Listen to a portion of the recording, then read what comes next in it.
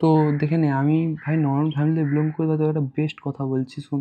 আজকের দিনে বা যাই সময় হোক না কেন, কখনো দেখ কেউ বুড়ো একটা পজিশনে আছে তাকে নিয়ে কখনো করবি না, ছোটো করবি না, তাকে নিয়ে ভাই ঈর্ষা করবি না, বা তাকে এমন কিছু করবি না যে যাতে সে ছোট হয় বা তার কাছে তুই ওর জীবনের জন্য ছোট হয়ে যাস।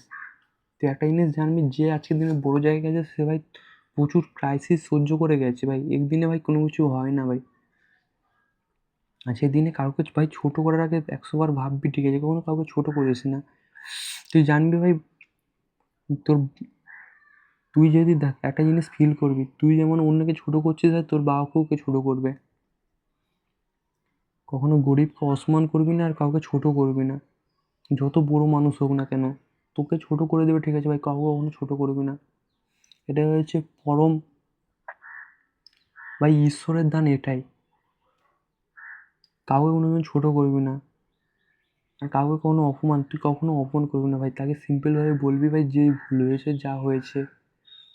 ঠিক এগুলো ভাই, এগুলো এই জিনিসগুলো দেখ, আমরা নর্মাল ফ্যামিলি থেকে বিলং করি, আমাদের মধ্যে এই জিনিসগুলো খুব আছে যে আমরা অন্যকে সম্মান করি, খুব সম্মান করি